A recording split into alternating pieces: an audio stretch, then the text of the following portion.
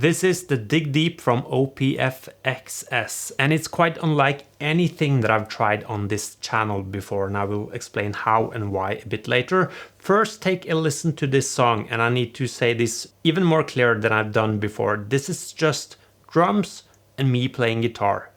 No overdubs, no bass. It's just one guitar pass. I did use some takes to get it right, but yeah, what you see in the video is what you get.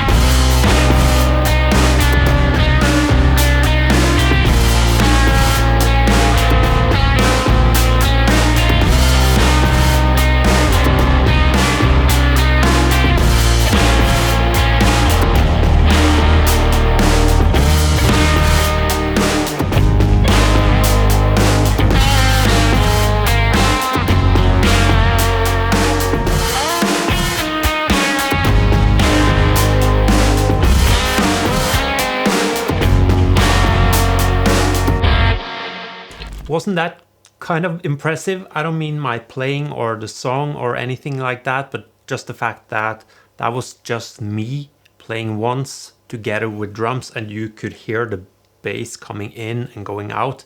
I think I need to show you some solo tracks so you can understand better what was going on.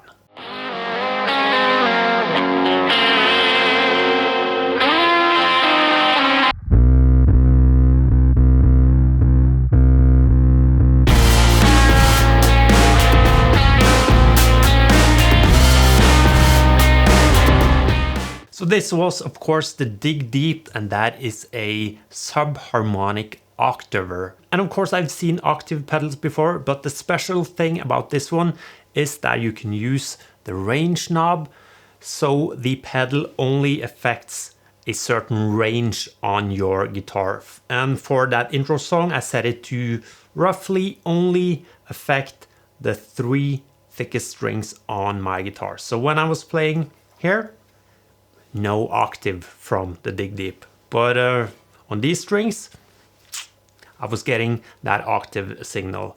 So first I just want to show you all the controls on it and give you a little sound demo of how this pedal works.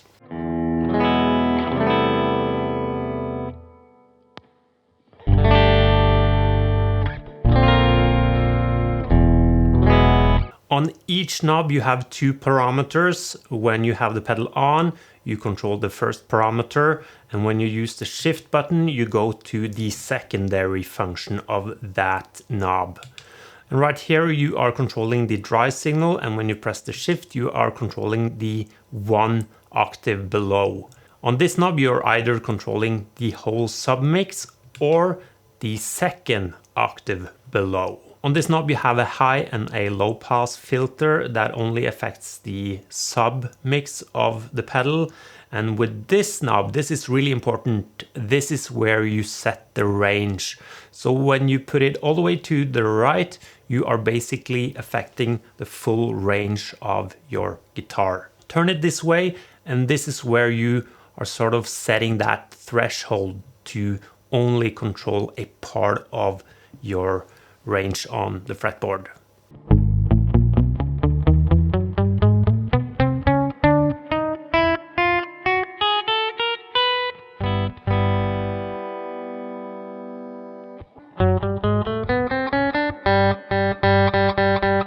Secondary function on this knob is first harmonic. You also have a wave knob right here.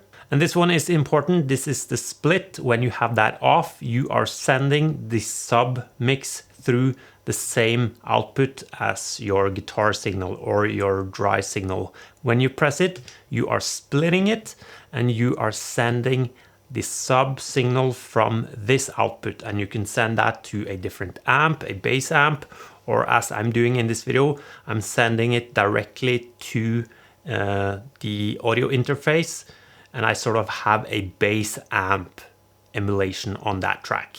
With this knob right here, you can assign 2 different parameters to it, and you need to do that through software. So you need to plug in the pedal to a PC or Mac to control that, or to set it at first at least. You also have presets, MIDI, and there are more things that you can control within the software. For example, you can load in different algorithms that are sort of perfectly tweaked for a specific tuning. Let's say you want to have a really good tracking with the E standard tuning. You can load that in within the software. And by the way, if you want to try this, you can try it even before buying the pedal, because there is a free plugin version of it. I will leave a link down below, and yeah, you can just download the plugin and try it before buying the pedal, and you will get a pretty good idea of what you can do with this pedal.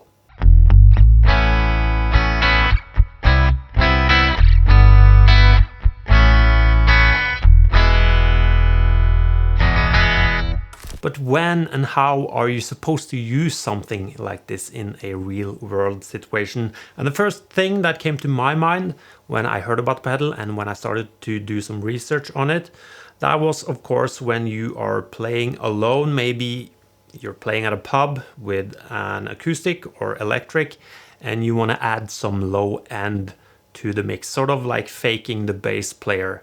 So here's a really simple example of that.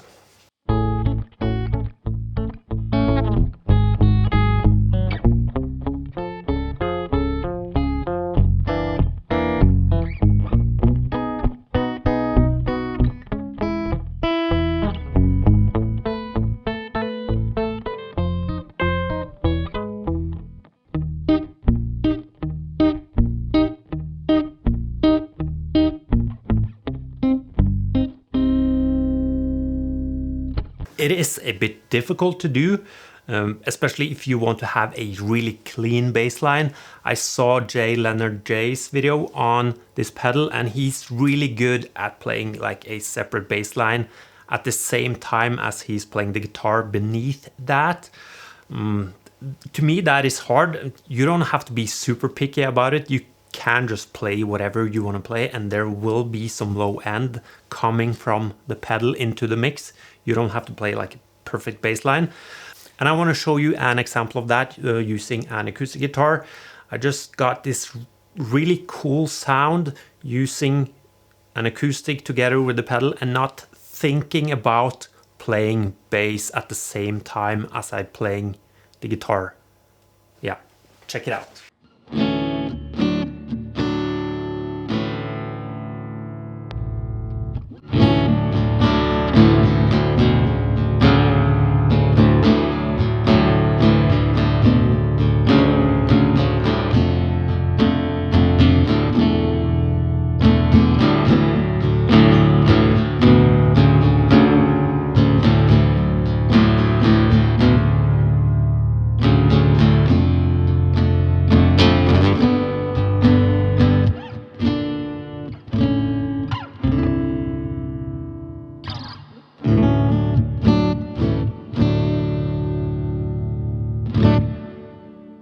Just a sonically different and interesting sound fills the room with more low end, but you're not hearing like a bass line clear under it.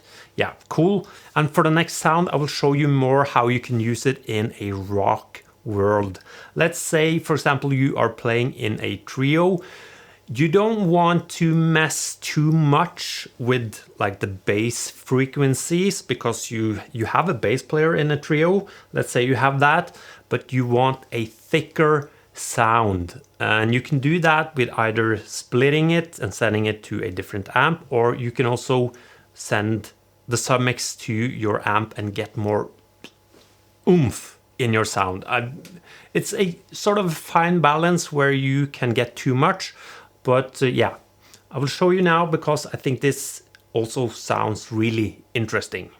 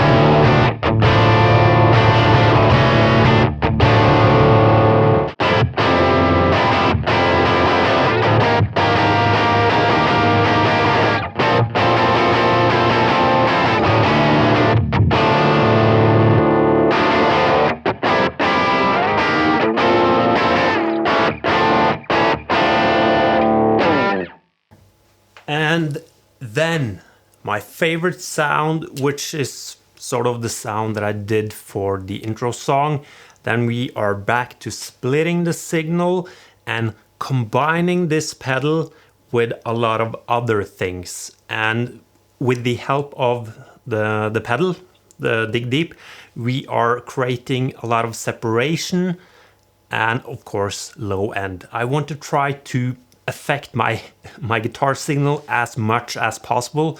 So I'm doing stereo, I'm doing other pedals, and I'm splitting the signal. Yeah, I just really love this sound. It sort of reminds me of some Kevin Parker guitar tones, basically.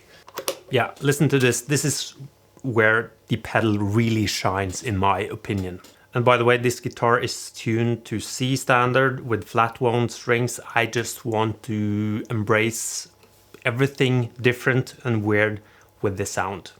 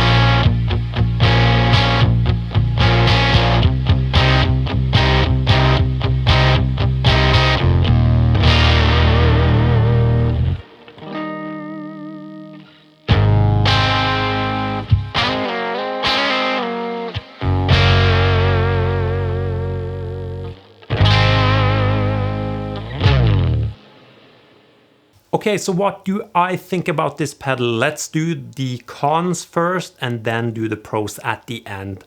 And really the only con with this pedal for me is the software.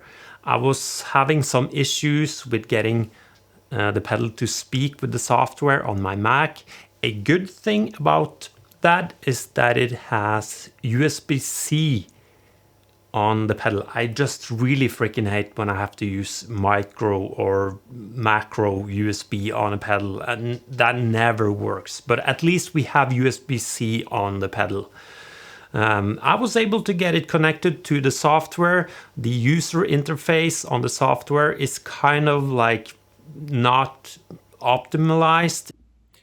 I think it's optimized. When I was using it, I was trying to tweak some stuff, and all of a sudden I got no sounds from the pedal. That was sort of easy to fix, but I think it's worth using the software if you really want to get the best of the pedal. So I wish it was a bit easier to use, but you don't have to use it and you still get a lot out of this pedal. But I think the user experience on the software can be better. And this is not a con, but I would be interested to hear if it's possible to sort of do like the opposite thing on the range, to only affect the higher strings on your guitar. Maybe that is possible within the software. I didn't see it. But I would assume that that is a thing that you can easily add to the pedal, since you can do updates through the software. So that would be cool to see, because my favorite thing about this, and now we are moving into the pros, is to create weird sounds with a lot of separation and to combine it with other things. And then it would be cool to only be able to affect, let's say, the higher strings on your guitar. That would be really cool, I think. So yeah, I think it's a lot of fun. I've only seen this with the Submarine pickups. I actually have one in for review that I will do later, but that's a pickup, or they have different ones where you are able to control only a part of your guitar range. But this is the only pedal that I've seen that you can do that with. It is monophonic, so you do get some like wonky sounds out of it, like the octave is tracking a bit up and down. I don't mind that. I've said that in a octave pedal review earlier, that I often prefer that because I like the wonkiness that you get from a monophonic octaver. So yeah, it would maybe be interesting to see this with even like better and newer technology as a polyphonic octaver, maybe. But yeah, the separation and the control and the two outputs and combining it with different pedals to make original sounds, that's where this is really cool. And my favorites in this video, that was like the Jazzmaster Tame Impala sounds that I got, like in the intro song, and also with the acoustic, where I was not trying to play this